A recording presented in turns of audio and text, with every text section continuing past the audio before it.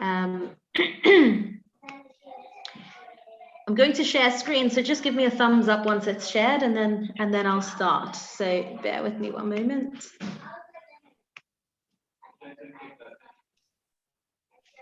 It was so gorgeous, thank you. How's everyone been? Hot. Yes. Hot. Yes. Lovely. Bliss. Absolute Very nice. bliss. Very beautiful out. Lovely. Okay. 1 second. Oops. All right, if everyone just wants to make sure that they're on mute from now, so we won't have to interrupt in a moment. Wonderful. All right, just give me a thumbs up if you're able to see that. Well, actually, I can't see you guys, so I'm gonna assume that you can see it. Can someone unmute and just let me know that you can see that? Because for some reason I can't also see any Yes, I can faces. see Esther 7 women. I can see something that says Esther 7 Brilliant. women. Thanks, Angela. Wonderful. Okay, well, welcome. So that's obviously secret is out. This week we're going to look at Queen Esther as part of the 7 Women series, and Esther's she's a good one because we all know her story, or at least we know her surface story. We've definitely heard the Megillah at least once in our lives. I'm in my 30s, so having heard it twice every Purim from, say, when I was a kid, I've heard it close to 60 times. I've heard Queen Esther's story. But we do hear it on a surface level. But if we're going to look at Esther as her personality and really delve into who she was, then we're going to have to go a little bit below the surface. We're going to have to start scratching that away and start challenging also some of the conceptions or preconceptions or even misconceptions that we have or had about Queen Esther. So before we can really start to look at the story of Esther, the story of Purim, we're going to have to look at the context in which it takes place, because it's very difficult to understand the Purim story without looking back into context. So who exactly is exiled at this point? Because this is the story of a Jewish community in Shushan, not in Israel. This is in a Persian Empire a couple of 1,000 years ago. Who are we talking about? Is this all of Bnei Israel? Is this all of the Jewish people who are in Persia? And the answer is no, it's not all of the Jewish people in Persia. Also, when is this exile that we're talking about? So who are we talking about? When are we talking about, and where? So Persia, olden day Persia, where today's Iran is basically. And actually, I thought I'd put a nice image of, actually I did put a nice big image of Aladdin to the backdrop of what's the place that he was in, Agrabah. That lovely sort of pastiche of all these different Arabian countries. But I took it out again because I just thought that scantily clad Jasmine and the genie, like it didn't quite gel with the story of Esther, but it is kind of representative of the where and the when. But I took it out and I replaced it with this map over here of Israel, of olden day Israel. And that really ties in to the when. The when is after the split of the kingdom of Eretz Yisrael. So last week we spoke about Samuel. We spoke about Hannah, the mother of Shmuel Hanavi, of Samuel the prophet, who anointed the first 2 kings of Israel, Shaul HaMelech and David HaMelech. And the son of David HaMelech, that's King Solomon, who built the first temple. Sadly, after King Solomon, the kingdom split, and we had a northern kingdom of Israel, which had the majority of the tribes, 10 tribes, and we had the southern kingdom of Judah, with a side along with the tribe of Benjamin.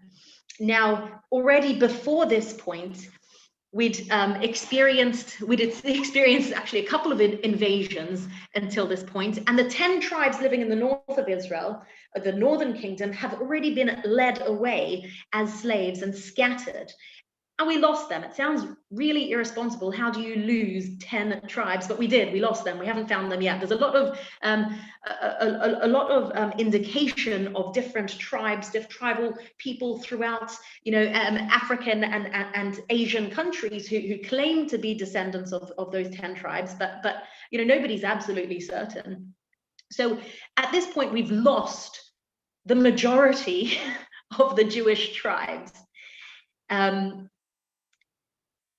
Now, Jews have already started to return from the Babylonian exile. So we've been hoisted out of Israel as part of the Babylonian exile, but Jewish people are trickling back.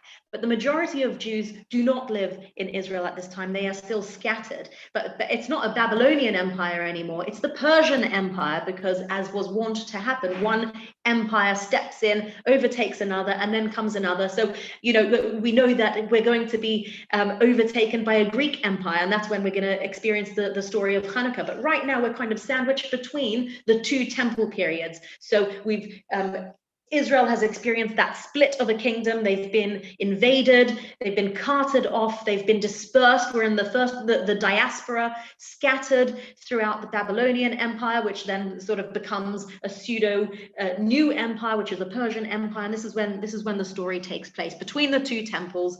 Some Jews in Israel, but most Jewish people not in Israel. So that's the context in which the story occurs. And now that we have set the stage, we're going to build our character profile. So this question of identity is a really interesting one because we've got some textual information that can build this character. But then we also have the sort of feelings that we get, the subjective impressions that we get of Queen Esther. So what are some of the textual sources or the textual descriptions of who she is? How can we build this character profile? So first of all, we know that she's an orphan because Ein la av v'em, she hasn't got a mother or a father. So who has she got? Well, she's got this guy called Mordechai, who is her uncle. Some people say that he's possibly also her wife, but at least we know for a fact that the text tells us that she becomes Mordechai's adopted daughter upon the death of her father and her mother. And even more than that, she was not born with a father, and she was only born to a mother who died in childbirth. So she never really had either mother or father. Her father died while her mum was pregnant, and her mother died birthing her. So the only parent figure she ever knew was this uncle. Oh, I've misspelled niece there. Wonderful. Is Mordechai, her uncle, her adoptive father, and possibly, according to some of the midrashim, his wife. She has another name. The first time that Esther is introduced in the Megillah, she's called Hadassah. Hadassah, and then it clarifies immediately, he Esther, that's Esther. It's been posited that Esther is referred to in the Torah itself, in the book of Devarim, where it says, "Va'anochi haster Esther panai bayom hahu," and I will surely hide my face on that day. And what is the story of Purim is that very, that hiddenness of God, that God doesn't appear in the Megillah at all. So we understand that reference there of Hashem hiding his face to be a reference to the story of Esther. And we also know that Esther is beautiful. She's the Hana'ara Yefat To'ar. She is incredibly beautiful. There's someone else who's also described in this with this lashon, with this language, and that's Joseph, who also was supposed to be incredibly beautiful and quite a feminine beauty as well. So she possesses this wonderful feminine beauty. Now that's what the text says about Esther.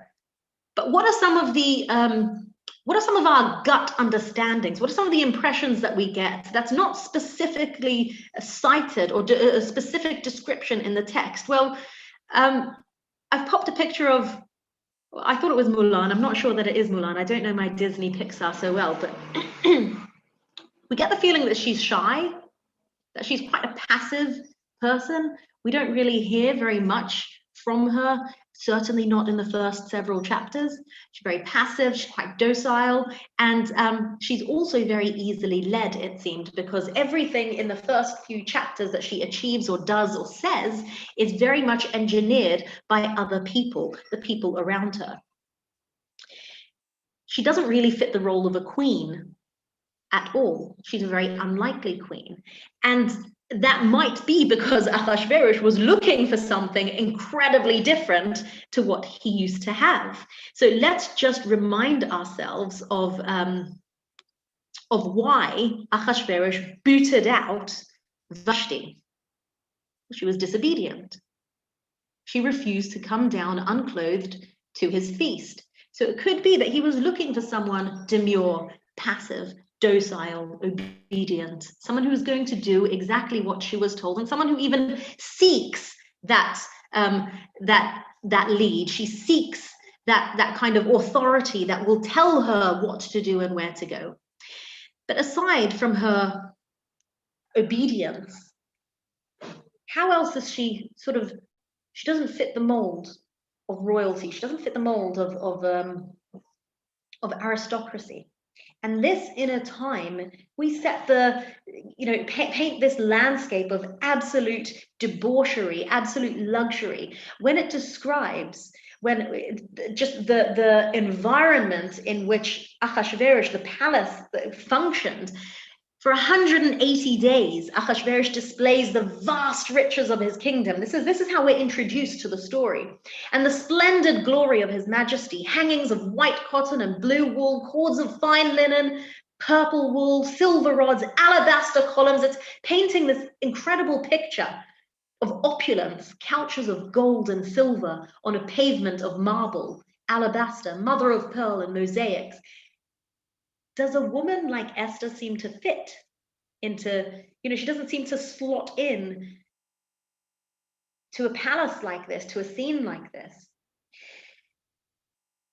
Ahasuerus requests Vashti brought down wearing a royal diadem, a royal tiara, to display, just for the sake of displaying her beauty to the people and to the officials at his feast, because she was a beautiful woman.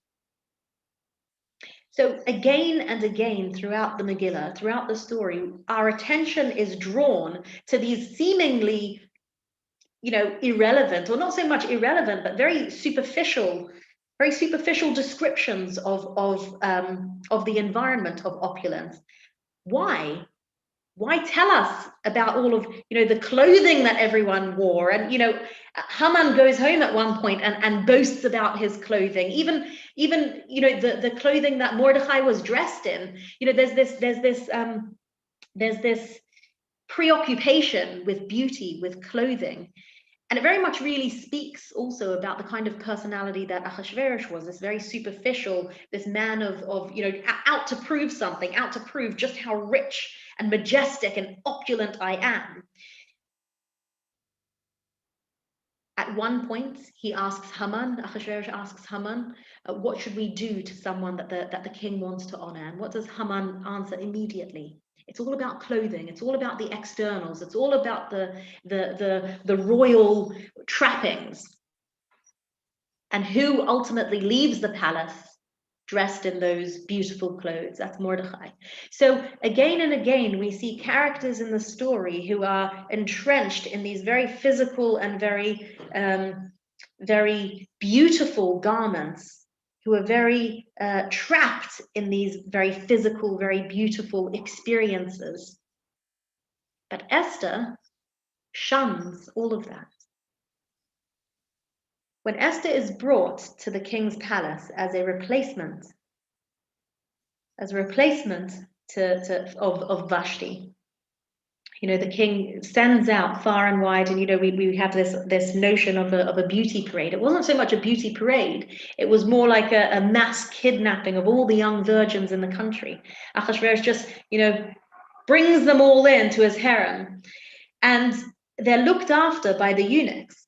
And there was a process before they spent that one night with the queen, with the king. And yes, it's as sexually laden as that sounds. You know, one after the other, he would work his way through all of these young virgins to figure out which one is going to be best for him, which one is going to be best not just for him, but as the face of Persia, as the face of his kingdom. Who of these women, these young girls, is going to be best as his queen? And it doesn't fit that Esther is chosen in the lead up to their night with the king. They're pampered for a year, a whole year, which is why I've popped all of these images here. There was a 12-month period spent on beautifying them, says the verse. 6 months with oils of myrrh and 6 months with perfumes and women's cosmetics. And it was after that that the girl would go to the king, and whatever she asked for would be given to her to take with her from the harem to the king's palace. Now, that really puts me in mind of sort of the rhythmic gymnastics, where you can take one item with you onto the gymnastics floor. You can tell I used to be a gymnast. One item, and you can choose the ball or the hoop or the ribbon, or, you know, you get one thing. You play to your skills, you play to your strengths. And so each young girl would take one item that she felt could best seduce the king and that could best play to her strengths. But about Esther, when the turn came for Esther, she did not ask for anything but whatever Haggai, the king's eunuch, guardian of the women, advised. So during this time, Esther could have bathed in milk baths. She could have had asked for facials or massage or oils or manicures, pedicures, waxing, whatever she wanted, whatever treatment she wanted during that 12-month period, she could have had. Like, that sounds like bliss, particularly after over a year of lockdown. Sounds like bliss, but she asked for nothing. And she was led by Haggai. And whatever he told her to do, she did. But she showed absolutely no interest otherwise in any pampering, in any indulgence, in any self-care or of the pampering kind.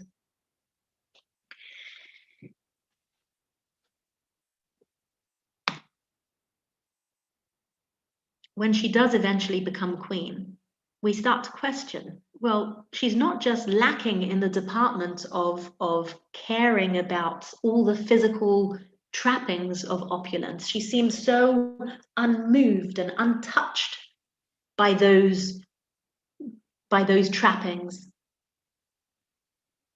But she also doesn't seem to be very regal in her behaviors.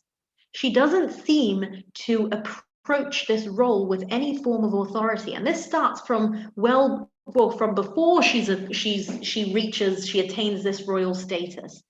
It seems that she is a queen without a voice. And before that, she was a girl without a voice, without her own voice. And what do I mean by that?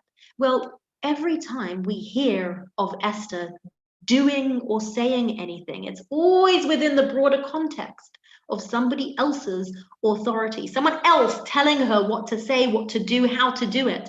So we saw how that played out in the harem. We saw how that played out with Haggai, telling her what to do, coaching her through the process of how to spend that night with the king, of how to pamper herself in the lead up to that experience. And it could be that that Esther is being positioned as a polar opposite of Vashti. As I mentioned, what was Vashti turfed out for? Well, she disobeyed the king.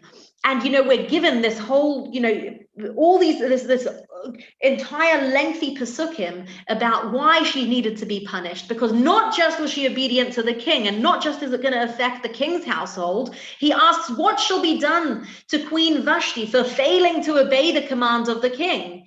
And Memucan, who's Haman, declared, well, Queen Vashti has committed an offense not only against your majesty, but also against all of the people in the provinces. Why? Because the queen's behavior is going to make wives up and down the country, up and down the empire, despise their husbands. This very day, all the ladies of Persia who've heard of the queen's behavior will cite it, and there'll be no end of scorn and provocation. So obviously, this is a very scary concept. A woman with a strong voice, a woman with a strong will is something to be scared of, something to worry, something of concern, lest, discord is sown across the empire. Now, Esther seems a polar opposite. Right from the beginning, when we meet her, again, we meet her in the context of her uncle, her carer, her adoptive father, Mordecai. And it says, Esther did not reveal her people or her kindred. This is to Ahasuerus once she's been taken into the palace. For Mordecai had told her not to reveal it, not because she'd made this decision of her own accord, that this is important for my safety, not because Mordecai had told her not to reveal it. And every single day it goes on, Mordecai would walk about in front of the court to learn how Esther was faring and what was happening to her. So even though she's locked away in the palace, Mordecai is still checking in on her every single day. He's still babysitting her. She's there for a year. She's being taken care of, but he spent all of his time walking up and down outside the palace to make sure she's fine. Again, there's that being looked after, kind of quite suffocating. Obviously very concerned, but also like very, very sort of suffocating. And it says, when the turn came for Esther, she didn't ask for, this is to go and spend the night with the king. She didn't ask for anything except what Haggai told her to take. And again, a few pasukim later, a few verses later, that again, Esther still, even after she's fallen into favor with King Ahasuerus, she still doesn't reveal anything about herself, because Mordecai had instructed her so. For Esther obeyed Mordecai's bidding, as she had done when she was under his tutelage. So that she's kind of moved from the authority of Mordecai under another male authority, that's Haggai. So she's being told what to do by Mordecai and then by Haggai. And then referring back that even despite moving on into the palace permanently, she's still being not so much controlled, because that's the wrong word. She's still being, her decisions and her behaviors and her speech is still being influenced by Mordecai. The very next verse, at that time, Mordecai is sitting outside the palace gate. Bigtan and Teresh, two of the king's eunuchs who guarded the threshold, became angry, and they plotted. They were plotting against Ahasuerus. And Mordecai, he overhears this plan, and he tells Esther, and Esther runs and tells Ahasuerus in Mordecai's name. So again, she's continually referencing back to somebody else. All of her behaviors, all of her speech, all of the things she does in the shadow of somebody else. But it seems she doesn't have a voice at all until midway through the story, suddenly we discover that somehow, somewhere, that meek, docile person, within that quiet, voiceless person, somewhere deep inside there's a lion just waiting to come out and roar. And where do we see this? There's this big revelation of someone within Esther, a different person within Esther that starts to emerge as we read through the Megillah. And really this first sighting, or the pivot point really for her change in personality, for that emergence of that new woman, of that new Esther, of a new character profile that we're going to have to start rebuilding, is a conversation that Esther has with Mordecai in chapter 4. And we're so familiar with the story, I think, or certainly I am, that we stop paying attention to that point at which her personality changes. It's just what happens in the story. It's just, that's the progression of the story. That's the story as we know it. But let's look at what makes that change and how she changes, because it's a pretty radical personality change. And again, that pivot point that changes Esther's modus operandi, so to speak, is this conversation that she has. What's happened? There's this decree against the Jewish people, not just in Shushan, not just in this city, but across the 127 dominions, the 127 states of the Persian Empire. It's a sort of carte blanche approval for a Holocaust to be perpetrated against Jews in every single one of the vicinities in the Persian Empire.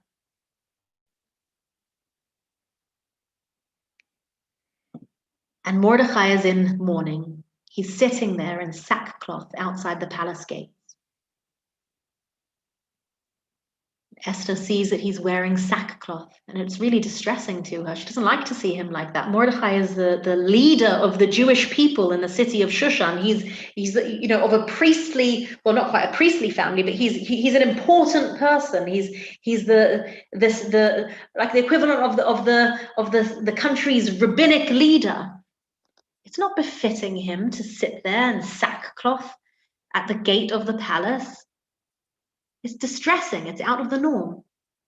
So she sends him clothes and says, put these on. And Mordecai sends a message back to Esther. He says, don't imagine that you, sitting there in the palace, sending me clothes to put on, don't imagine that you, of all the Jews, is going to escape with your life just by virtue of being in the king's palace. On the contrary, if you keep silent now, in this crisis, relief and deliverance will come to the Jews from another quarter, while you and your father's house will perish. And who knows, perhaps perhaps the reason that you are in this position now in the palace with the ear of the most powerful man, King Ahasuerus, maybe you were put in this position by Hashem for just this kind of a crisis. Now, why is Mordecai giving her this message? Because Mordecai has asked Esther to go in and plead with the king and make a petition on their behalf, on the behalf of all of the Jews. And what had Esther said? She'd said, well, I can't. He hasn't called for me in months.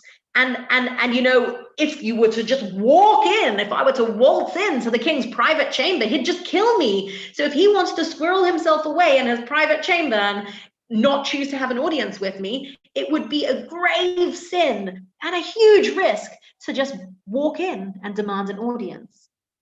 It's chutzpah. And I would die. And it's in response to this, of Esther's arguments, that Mordecai sends this message.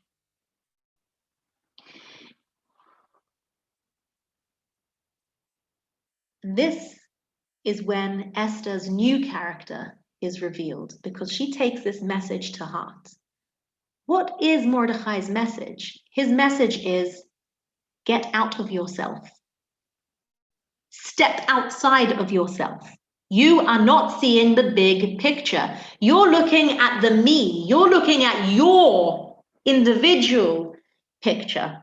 You're looking at your private situation. The you who sits there in the palace and who hasn't been summoned to the king in over 30 days. Now step out of that and look at a big picture. Look at the picture of all of the Jews scattered across all of the provinces in 127 states of the Persian Empire. Put yourself in their shoes and now refuse to do your part, to play your part. You're going to have to change somehow and look at the bigger picture and reflect that. And this transformation, this metamorphosis of Esther is the crux of the Megillah, is the namesake of the Megillah. Megillah, or rather, Gilui, right? The same root there. There's an etymological cousin there. Megillah, to reveal. Gilui, to reveal. Esther started to reveal a new Esther, a new character.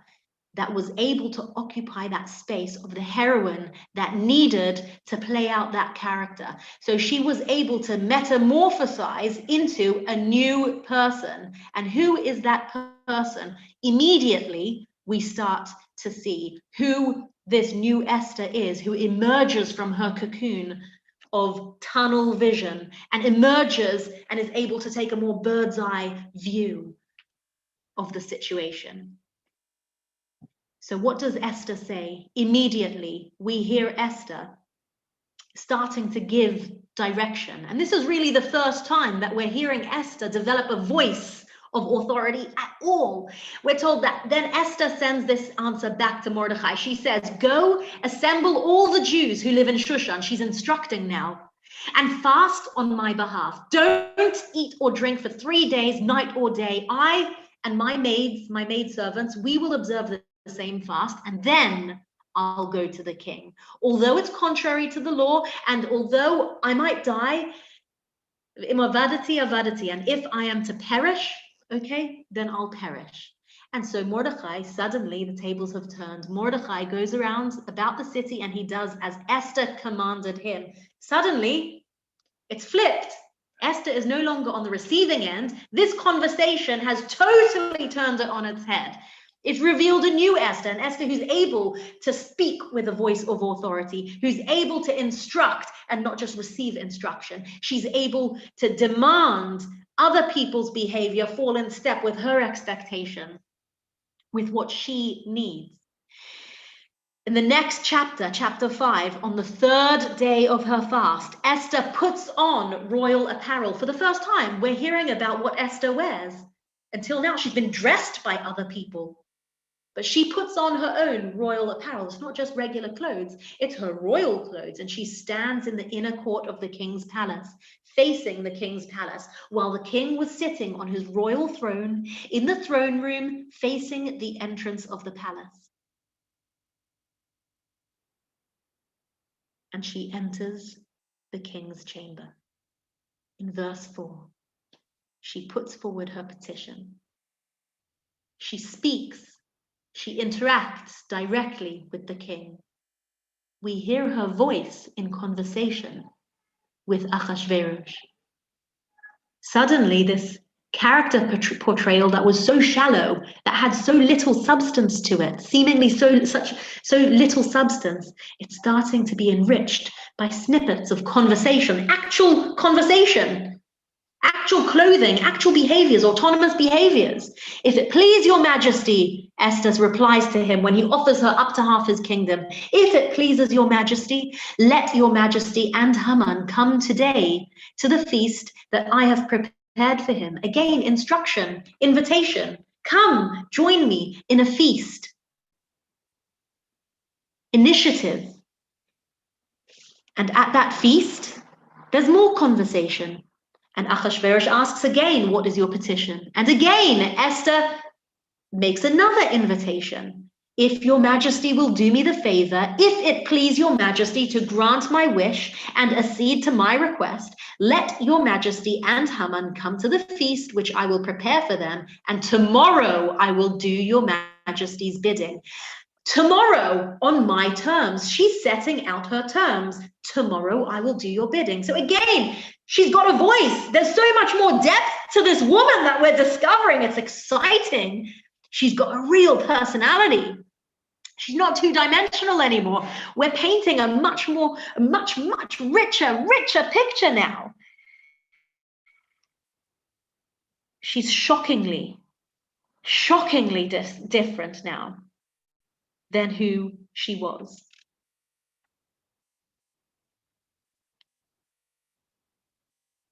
And the word for that, she is autonomous. For the first time in the story, after this conversation with Mordecai, where he accuses her of tunnel vision, she develops, she uncovers this autonomy. Autonomy, the right or condition to self-government. She self-governs. She makes her own decisions. She says what she chooses to say, not just the words that she has been fed by other people, not just the behaviors or the clothes that she has been fed by other people. Suddenly, she's working for herself. Yes, darling, what is it?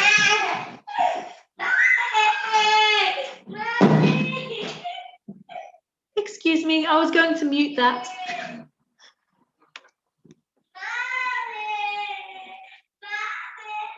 So, her father's there, don't worry. Can you just confirm my screen is still shared there, please? Yeah. Still there? Okay, in full screen. Okay, wonderful. So this is a new person, an absolutely new person. Unrecognizable, but so much more fun, so much more exciting. Excuse me, please.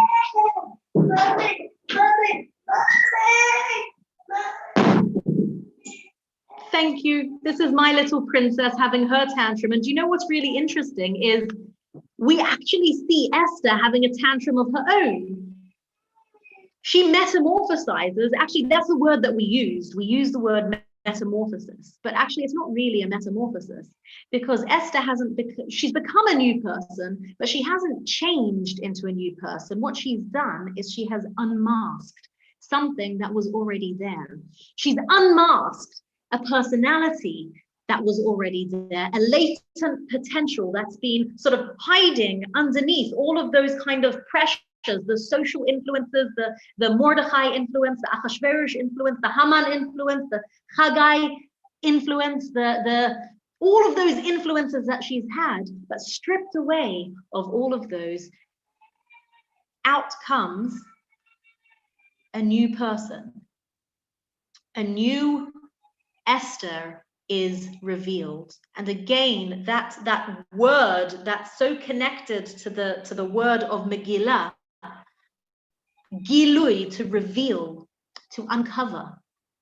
And that's what the story of the Megillah is. If we look at it as the story of an individual, of Esther, as the key character, well, that's exactly what happens. A new character emerges, is uncovered as we progress through the story. And what was it that caused that transformation, that uncovering, is that conversation which encouraged her, which forced Esther to see, you need to step up, you need to step out, not focus simply on the personal, but start looking at the community, start looking at the bigger picture. Make the sacrifice for the bigger picture, for the wider community. And finally, this is pretty much what my 7-year-old looks like right now. You've just heard her. She looks like this, she sounds like this, but do you know what? She's the most incredible 7-year-old anyway. She's my little princess, and all little princesses have tantrums, and little tantruming princesses turn into tantruming queens. Because what do we see? We see Esther herself throwing a tantrum. She lies down on the floor, verbatim, in the words of the pasuk, in the words of the verse. Esther spoke to the king again, chapter 8 now, falling at his feet. The image that you create is this woman in a crown, having these histrionics, this tantrum, thrown down on the floor, weeping, beseeching him to avert the evil plotted by Haman, the Agagite, against the Jews. I didn't make that up, but that's the verse. Esther spoke to the king again, falling at his feet and weeping and beseeching him. The drama, oh my gosh, the drama. I'm well acquainted with that drama, by the way, you just heard. But what kind of drama is that? That does not gel with the Queen Esther, with the Esther that we were introduced to even a few chapters ago. You know, this isn't the same person. This is someone who's been, unlayered, someone who's that picture right here of that little tantruming child. We all have a little tantruming child inside us. I have a tantruming child inside us. What you've just heard, I'm glad you didn't see, but what you've just heard, I have one of those inside me. And Esther also has one of those inside her. And we get to see it in chapter 8, verse 3. We actually get to see it. Again, that character portrayal is painted so richly in contrast to the first few chapters, which was so one-dimensional, which so superficial, so like there was no depth to it. But that's uncovered as we move through the story. And that leads, this screaming, tantruming, it's great. It's wonderful. I celebrate that my daughter has such a wonderful, rich emotional landscape, because what does such a wonderful, rich emotional landscape let us do? It lets us pray. And Esther, surprisingly maybe, becomes a paradigm of prayer. Take us back to Esther standing there in the vestibule between the two of the king's chambers. She's about to enter the king's private room, and she stops. And this is where the scene is set. On the third day, Esther puts on the royal apparel and stood in the inner court of the king's palace, facing the king's palace, while the king was sitting on his royal throne in the throne room, facing the entrance of the palace. There she is, standing there, waiting, not knowing what is going to happen, knowing the risk that she is about to take.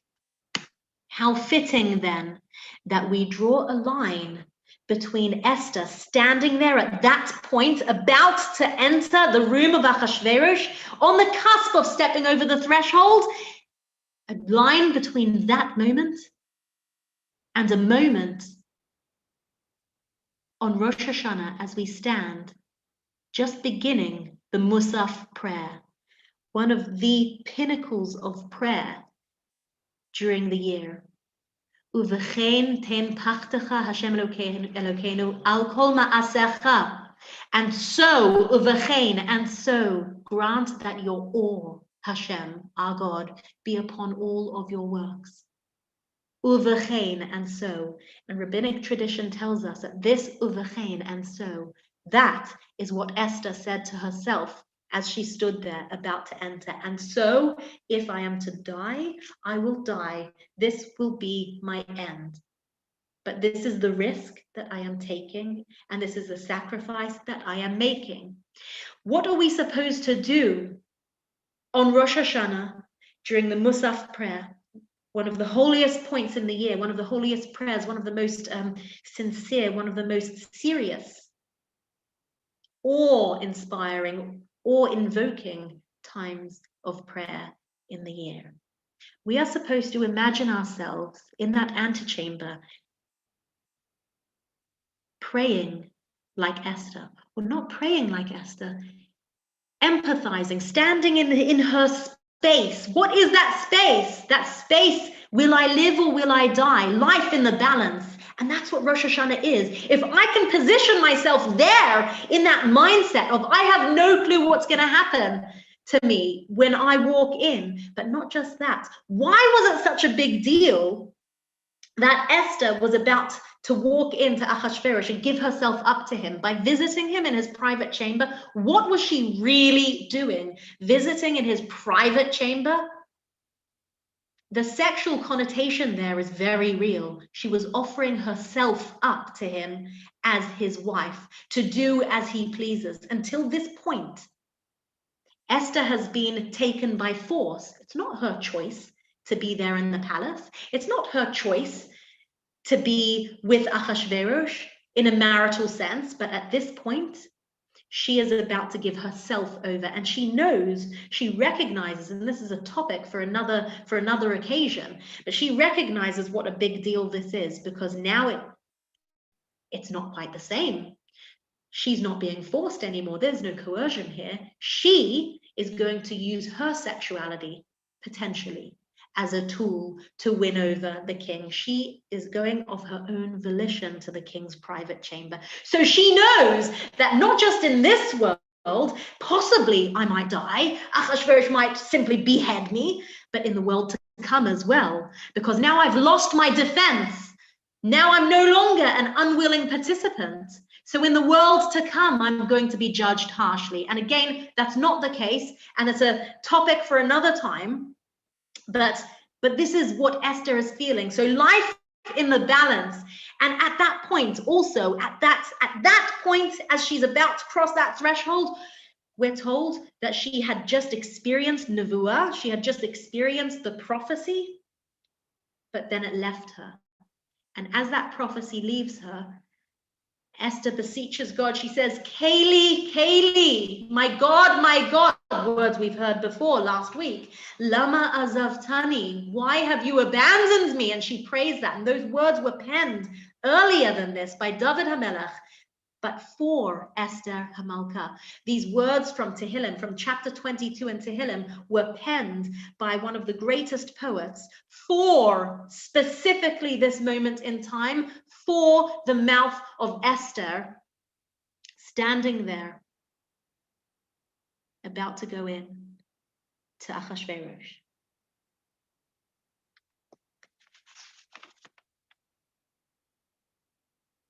Those words she utters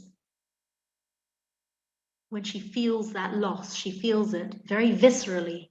She feels it within herself. It's a very physical sense that she feels in her gut, and she cries those words. Recorded, they were predicted, and they were attributed to her. We've spoken about prayer. How about the Tanakh itself? Esther has taken her place in our liturgy, within our psalms, within our davening. But what about in the Torah itself, the books of the Tanakh? Well, to start with, Esther is the only woman in history to have authored a book that made it into the main canon of the Tanakh, the Torah, Nevi'im, and Ketuvim, the main corpus of the writings. She is the only woman who's managed that. Yeah, that's fine. But where else do we have clues as to what role Esther plays and the story of Esther? Well, first of all, how many provinces did Esther become the queen over? 127. Vayhi bimei Achashverosh hu Achashverosh. Hamoilech mehodu vad kush sheva ve'esrim umeya medina. Where else have we seen this number 127? And not just this number 127, but a number 127 that's broken down into its component numbers. I don't know if anyone wants to unmute and make a suggestion. We've seen this before. It was Sarah, wasn't it? Great. Yes, we've seen it before in the life of another woman, Sarah, the matriarch. There's a direct link between Esther Hamalka and Sarah. Another clue in the Torah. Where else do we see clues? In the book of Devarim, we're told to remember what Amalek did to you as you were leaving Egypt. He happened upon you, he struck the weakest people, and he didn't fear God. Remember what Amalek did to you. And how do we remember this? God says to Moshe, write this remembrance in the book. Which book? That I will surely erase the memory of Amalek from under the heavens. Which book? What book? This is the book, the Megillah that Esther pens, the Megillah that she authors. That book that she authors is the story of Amalek. How so? Because who did Amalek beget? Who was he the progeny of? Haman. Haman's great Noch, great whoever was Amalek. And finally, we've hinted to the book where it's written, but how about the person who will write it? In Devarim, again in the book of Devarim, Hashem says, Va'anochi haster astir panai, and I will surely hide my face. What does that sound like? Esther. We're given Esther's name right here.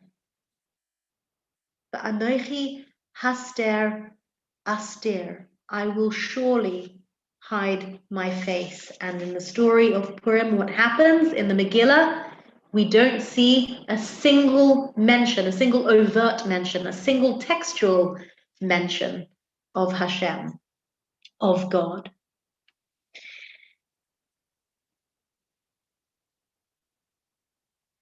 And on the subject of Amalek, just to add another point, Harav Yitzchak Sorotskin, he beautifully explains that Haman, as a descendant of Amalek, who is descended from Esav, right? Esav excelled in one mitzvah and one mitzvah alone. Again, does anyone want to unmute and suggest what that one mitzvah is that Esav excelled at, that Esav was able to perform and performed beautifully?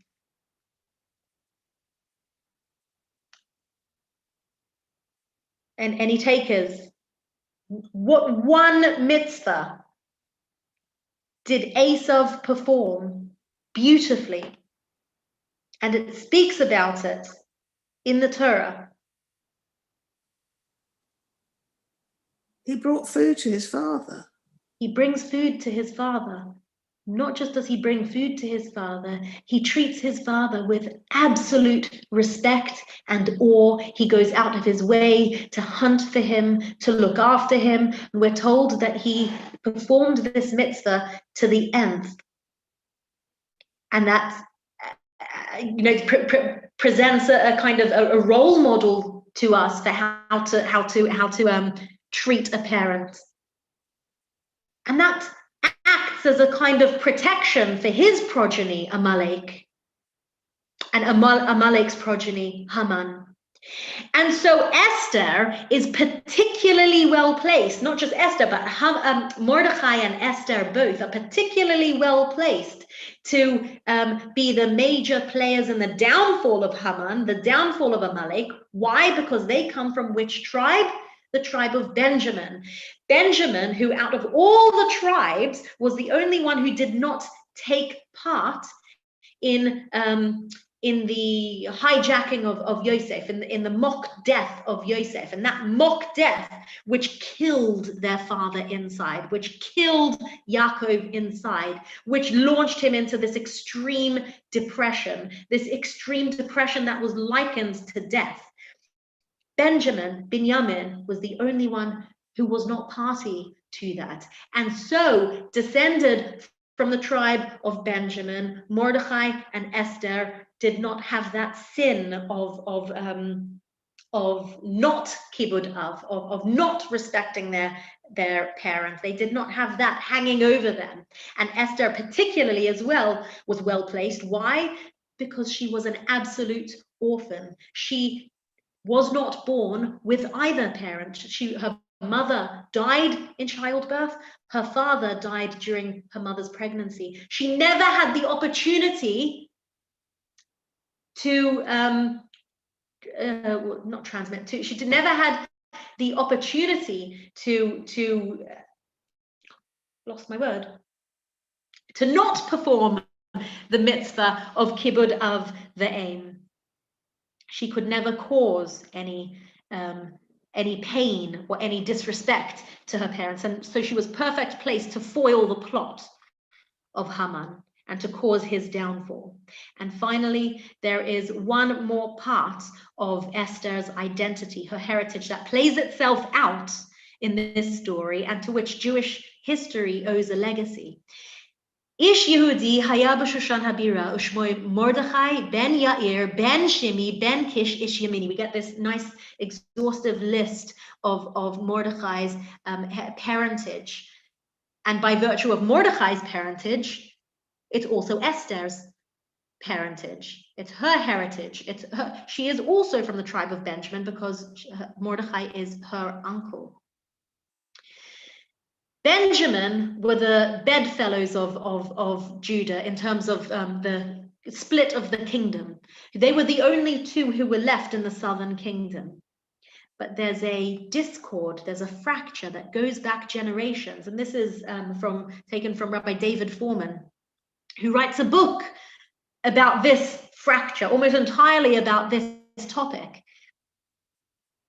And Yehuda had been, Yehuda and Binyamin, they had been wrenched into exile by Nebuchadnezzar and scattered amongst the Babylonian Empire, which then became the Iranian, the Persian Empire.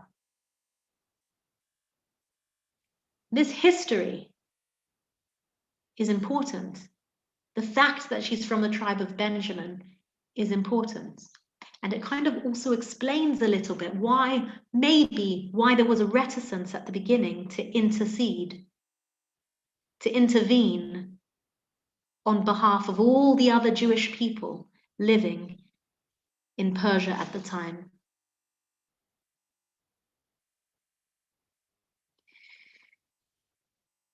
Esther, living in the palace, could very well have welcomed all of her Benjaminite her brethren into the palace. All those who were nearest and dearest. She could have brought them, several hundred, into the palace, safe from the Holocaust that would be perpetrated against all of the Jews up and down the Persian Empire. But Mordechai says, no. Right now, we have the opportunity to mend a fracture that happened years and years ago, generations ago. And what was that? We can balance the scales. What happens years ago between Yehuda and Binyamin? What debt is there? There's something is owed here. When Yosef is living as a Paro's viceroy in Egypt, his brothers who had perpetrated this sin against him, selling him off into slavery to Potiphar, they come down to purchase food in Egypt because there's a famine in the land of Canaan, in Israel. They come down to Egypt and he refuses to sell them food. He says, they don't recognize him, but he recognizes them. And he says, bring your youngest brother. Bring him back here to Egypt. Let me see him, and then I'll give you food. And they refuse. And he says, well, I won't give you food then. And they go back. They go back to Canaan. And eventually there's no food at all. They're even more than starving. And they wheedle with their father, Jacob, with Yaakov, and they say, let us take the boy, let us take Binyamin, let us take him down to Egypt, and then we can come back with food. And Yehuda promises, I will not let him out of my sight. I will not let anything happen to him. And if something happens, then take my life. And they go down, and Yosef sees Binyamin, and he has this plan. He gets his servants to plant his goblet in Binyamin's bag. And they leave. His brothers all leave, laden with food, laden with stuff to take back to Canaan. Yosef has been amazing. He's been so generous. They're going to tell everyone about this incredible guy, Yosef. Obviously not going by the name Yosef, but by some nom de plume. And Yosef has his soldiers race after them. This is all in a ploy to pay them back, so to speak, for what they did to him all those years ago, and to bring them back into Paro's palace so he can reveal himself to them. And he threatens to keep Binyamin, to keep Benjamin, his little brother from the same mother, unlike all of the other brothers, because it was only Yosef and Binyamin who were born to Rachel Imenu, who were born to Rachel. And It's at this point that Yehuda steps up. Hi, Kelsey. It's okay. I'm just in the middle of something. You want your book? Can I drive it round later? It'll be on the list. It's at this moment, I beg your pardon, it's at this moment that Yehuda steps up and he says, no, you cannot take Binyamin. And he gives the whole sob story of how his father only has 2 sons from his most beloved wife, and how Yosef, one brother, has already died, been sold into slavery, and he's not there anymore, and it was his fault, it was Yehuda's fault. And he says, you can't take this child. If you take this child, you'll kill my father. And he says, how can I bear to see? How can I go back to my father, rather? How can I go back to my father without this boy? Ki eich e'eleh el avi. How can I go up to my father? Ki eich. How can I do this? And these words, this is when Yosef breaks down, and he can't present this front any longer. And he lets them know his true persona. They hug and they cry and they kiss, and the family is unified. But there's an imbalance there that we're about to balance out. His words, these words are echoed. They're echoed by Esther in her tantrum, screaming and crying on the floor in front of Achashverosh, in front of the king. She uses the same word, ki eichacha uchal. How can I bear to see the disaster which will befall my people, es ami, not my tribe, not Benjamin, but she's gone global. She's leveled up. It's now not that tunnel vision of me and mine. It's me and my people. Ki eichacha uchal. How can I bear the disaster which will befall my people? Ve'eichacha uchal. And how can I bear to see destruction of my kindred? It's all balanced out, and we've come a full circle between Yehuda and Binyamin, and Esther plays that out to its fullest. That fracture is mended. It went back a long way. Echoes of it resonate down through the generations, all the way till here, stopped here in the Megillah, in the story engineered by Esther. So what is Esther's lasting legacy? We'll end here. What is her lasting legacy? So other than introducing for the first time a female authorship to the canonical text, that a female who's authored an entire book, Megillah, she lobbies for the story, she lobbies for the Megillah and the mitzvot of the day of Purim to be ratified by the Sanhedrin, a female voice that's made it ratified in the Jewish law, in the oral rabbinic law. What else does she do? Well, Esther paves the way for the second Beit HaMikdash, not just by ensuring the legacy, the physical legacy of Bnei Yisrael, of the Jewish people, but by stopping the slaughter in its tracks, but also, do we ask what happened to Esther after the story of Purim?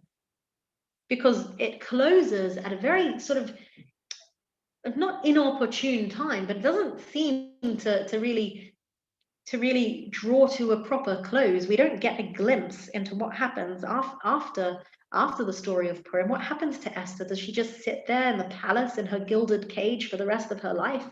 Well, tradition has it that either she gave birth to, or at least she was a stepmother to, some say Darius II, or possibly even Cyrus,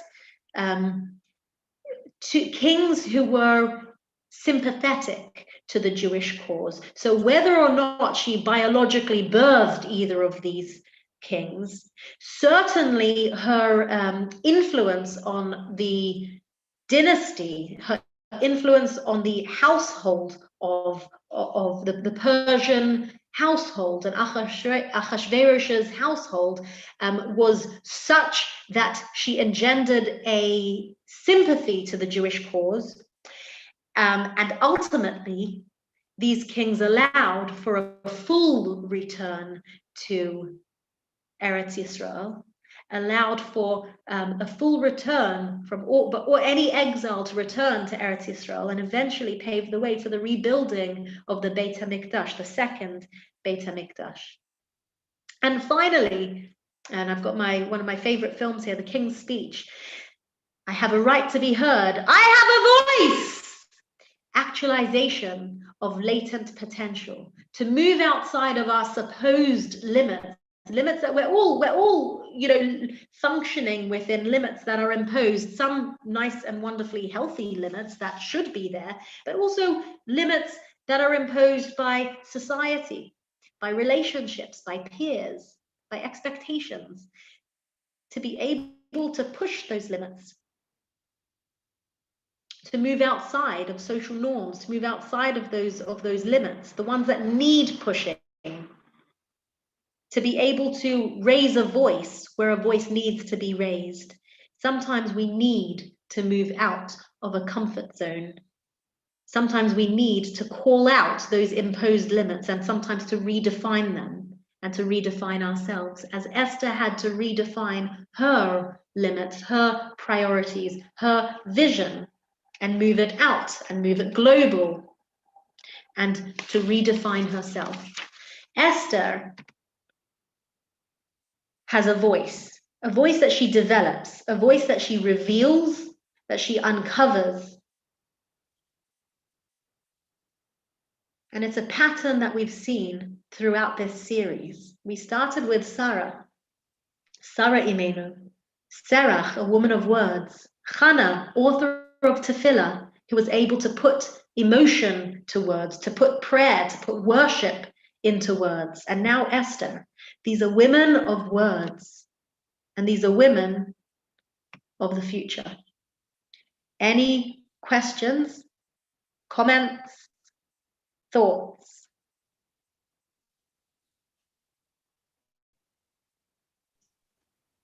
Yeah, Why, go on. why did they fast for